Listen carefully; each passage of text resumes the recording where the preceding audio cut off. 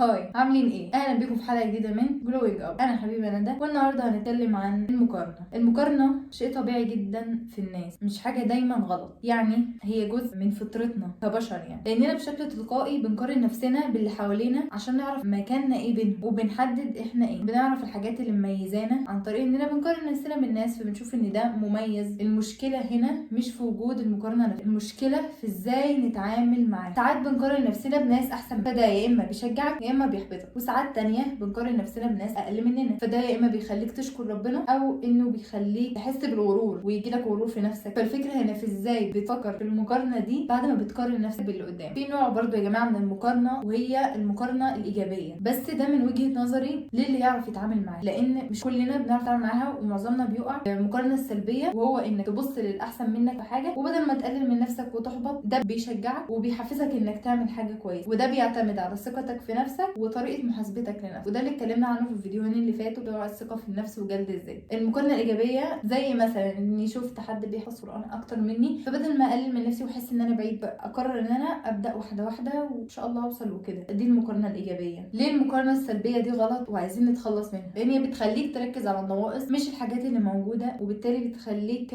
مش سعيد، وبتقلل من سعادتك دايما، بتضيع الوقت والطاقه ده طبعا في التركيز مع الناس والمقارنه بيهم. ثالث حاجه وهي انك معظم الوقت بتحبط وتفضل قلقان بسبب انك شايف نفسك مثلا مش منجز حاجه، بسبب انك بتفضل تقارن انجازاتك بانجازات الناس، وما بتاخدش في الاعتبار خالص ان الانجازات بتاعتهم اللي انت شايفها في الاخر بعد ما كملت وبقت حلوه دي، ان هم تعبوا قد ايه، ولا ما شفتش انت تعبهم قبلها، ولا السهر ولا عياطهم ولا اي حاجه من دي. بتشوف الانجاز النهائي فتبدا تقارنه بنفسك وبانجازاتك والحاجات اللي انت بتعملها. رابع حاجه وهي انك لو فضلت دايما تقارن نفسك كده ناس اقل منك، هيجي عليك لحظه تحس فيها بالغرور والكبرياء بقى، وان انت بني ادم جامد وكده، كلنا فاهمين. ولو فضلت دايما تقارن نفسك بناس اعلى منك، فبرضه هيجي لحظات انت مش قادر تعمل فيها حاجه، مش عندك حاجه تديها دلوقتي، وتحس باحباط وانك ممكن تحتقر نفسك او انك مش بتعمل حاجه في حياتك. فالحالتين ده غلط وانت خسران. تعالوا نسال نفسنا كده، هو انا ينفع اقارن اصلا؟ الاجابه اللي احنا عارفينها كلنا اللي هي لا لا لا. ليه ما ينفعش نقارن؟ المقارنه يا جماعه من اساسها اصلا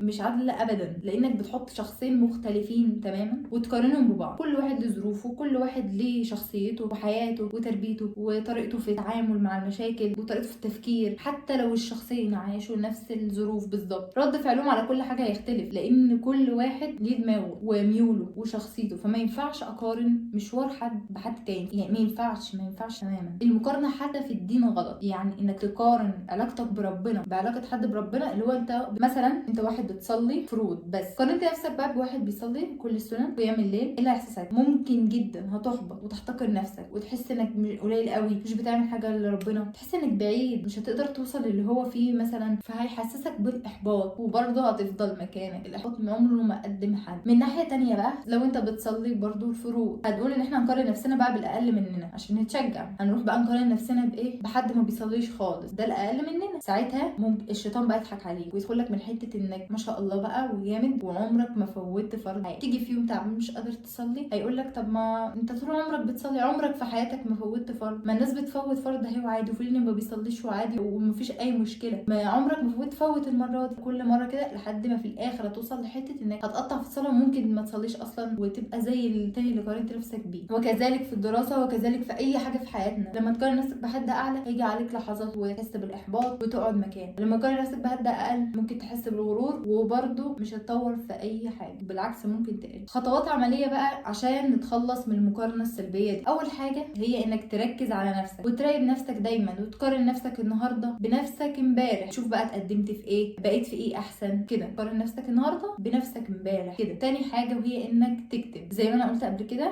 في فيديو السعاده، انك تكتب كل يوم بالليل مثلا 3 حاجات انت ممتن ليهم بتحبهم في حياتك، 3 نعم في حياتك. لو في دماغك اكتر من كده عادي ممكن تكتب، مفيش مشكله. هتلاقي بقى نظرتك للحياه بتتغير، هتلاقي نفسك بدات تبص للنعم وتبص للحاجات الحلوه اللي عندك، بطلت تقارن نفسك واللي في ايدك باللي في ايد غيرك، لانك دلوقتي عارف انك عندك نعم كتير قوي من كتر ما انت دايما تفكر نفسك بيه. تالت حاجه بقى وهي زي ما قلت قبل كده، يكون عندك وعي بنفسك ومميزاتك وعيوبك. مميزاتك هتديك ثقه في نفسك، وعيوبك لما تعرفها هتشتغل عليها. ولما تقارن نفسك بنفسك قبل كده انت عارف عيوبك، تعرف ايه اللي تصلح وايه اللي اشتغلت عليه وايه لسه، هيبقى عندك ساعتها وعي بنفسك قوي، وعارف انت ايه اللي تميزك، مش هتفضل بقى ساعتها تقارن نفسك كل شويه بحد عمال على بطال. رابع حاجه بقى وهي انك تحدد اهداف وايه الحاجات اللي نفسك تعملها علشان تفضل تقارن نفسك بنفسك، تشوف بقى انت وصلت لايه، عملت ايه، ولسه قدامك ايه تعمله، وساعتها تركز على نفسك وعلى اهدافك. مش هيبقى عندك وقت فاضي تركز مع حد تاني ولا تقارن نفسك بيه. خامس حاجه بقى وهي انك تظبط السوشيال ميديا بتاعتك، تابع ناس بيشجعوك، ناس بتحسهم شبهك. لو شايف ان اي بلوجر او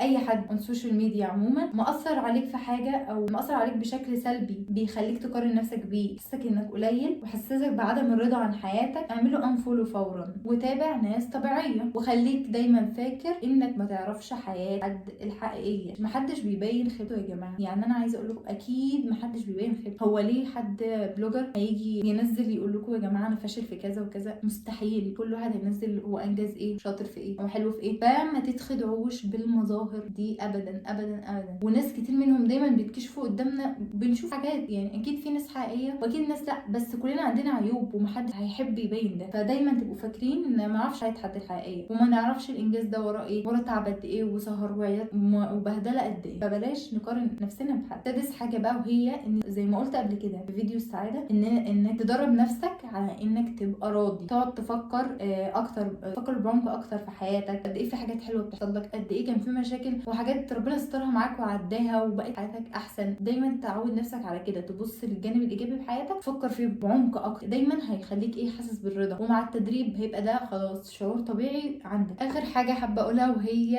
ان بلاش يا جماعه نبقى عايزين ننصح حد شايفينه بيعمل حاجه غلط عن طريق ان احنا نقارنه بحد تاني. دي بجد حاجه وحشه قوي، عمرها ما هتخليه يبطل الغلط اللي بيعمله. مش هتعمله اي حاجه غير ان هي هتكرهه في الشخص اللي قدامه، وممكن كمان تاثر عليه انه لو مش بيقارن نفسه حد يبدا هو كمان يقارن نفسه بكل اللي حواليه، ما يعرفش يطلع من الدايره دي ولا يتصلح. وبس كده، دي كانت حلقتنا النهارده من جلوينج اب. يا رب يا رب يا رب ونستفدوا منها اي حاجه حتى لو بسيطه. لو حابين نتكلم عن حاجه اكتبوا لي، ولو حد عنده اي حاجه يضيفها يا ريت يقول، خلينا نستفيد من بعض. وبس كده، سلام.